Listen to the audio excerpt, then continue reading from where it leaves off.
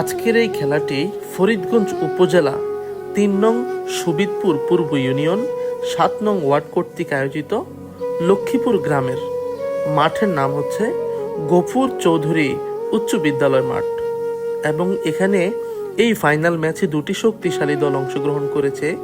এক প্রান্তে খেলবে মোল্লা একাদশ, অন্য প্রান্তে দিঘিরপাড় একাদশ। দুটি দলই শুরু থেকে কঠোর পরিশ্রম করে আজকের এই জায়গায় পৌঁছেছে।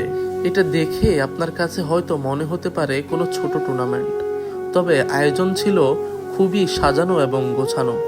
সবচাইতে ভালো লাগার বিষয় হচ্ছে এই খেলাটি আয়োজন করেছে যারা, তাদের মধ্যে ম্যাক্সিমাম লোকই হচ্ছে মুরব্বী, অর্থাৎ এলাকার গণ্যমান্য ব্যক্তিদের উৎসাহতেই এই ছেলেপেলেগুলো একটি টুর্নামেন্টের আয়োজন করে। সেই টুর্নামেন্টকে ঘিরে কত দর্শক, অথচ যদি এই খেলাটি না হতো এই ছেলেপেলেগুলো হয়তো অন্য কোনো অস্বাভাবিক কাজে জড়িয়ে যেত। এরকম টুর্নামেন্ট প্রতিটি গ্রামেই হওয়া উচিত, যেখানে খেলাধুলা করবে এলাকার নিজস্ব ছেলেপেলেরা এবং সেই খেলাটি উপভোগ করবে এলাকার সর্বস্তরের মানুষ। ফুটবল একটি আবেগের নাম। বাঙালির কাছে সবচাইতে পছন্দের খেলাই সম্ভবত ফুটবল, এটা আর বলতে বাকি নেই। তবে আজকের এই আয়োজনটাও তার থেকে কোনো অংশে কম নয়। সকল শ্রেণী পেশার মানুষ নিজ এলাকার খেলা নিজ এলাকার মাঠেই বসে দেখছে। গফুর চৌধুরী উচ্চ বিদ্যালয় মাঠ, যা ৭ নং ওয়ার্ড লক্ষ্মীপুর গ্রামে অবস্থিত। এই খেলাকে কেন্দ্র করে অনেক শিশু কিশোররা এসে এখানে ভিড় জমিয়েছে, অথচ এই সময় তারা থাকতো অন্যান্য কাজে।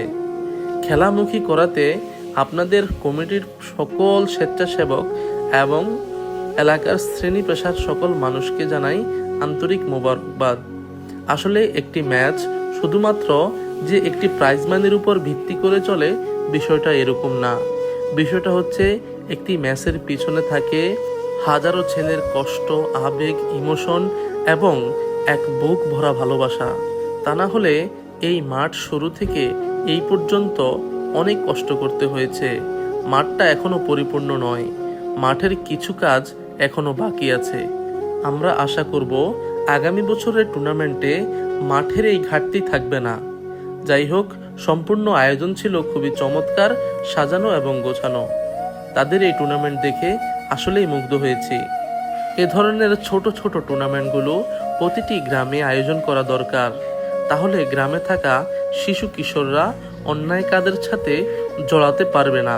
এর কারণ হচ্ছে খেলাধুলায় থাকলে অন্য কাজের কথা তাদের মনেই থাকবে না। দেখেন তারা কি আনন্দ উল্লাস করছে।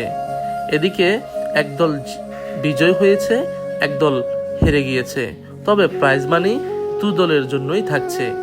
খুবই চমৎকার আয়োজন ছিল। এলাকার সকল শ্রেণী পেশার মানুষদের সাথে নিয়েই এক এক করে ম্যান অব দ্য ম্যাচ, তারপরে ম্যান অব দ্য কিপার, সেরা গোলদাতা এবং সেরা গোলকিপারের পুরস্কারগুলো সবাই মিলে তুলে দিয়েছে এবং সকলকে বেচ পড়িয়ে দিয়েছে এবং পরিশেষে রানার্স আপের পুরস্কারটা তুলে দিয়েছে। রানার্স আপের পুরস্কার তুলে দেওয়ার পরেই চ্যাম্পিয়নদের পুরস্কারটাও তারা উপস্থিত থেকেই তুলে দিয়েছে। আশা করব ভবিষ্যতে আরো ভালো টুর্নামেন্ট তাদের থেকে পাওয়া যাবে। আমি বিদায় নিচ্ছি, ধন্যবাদ।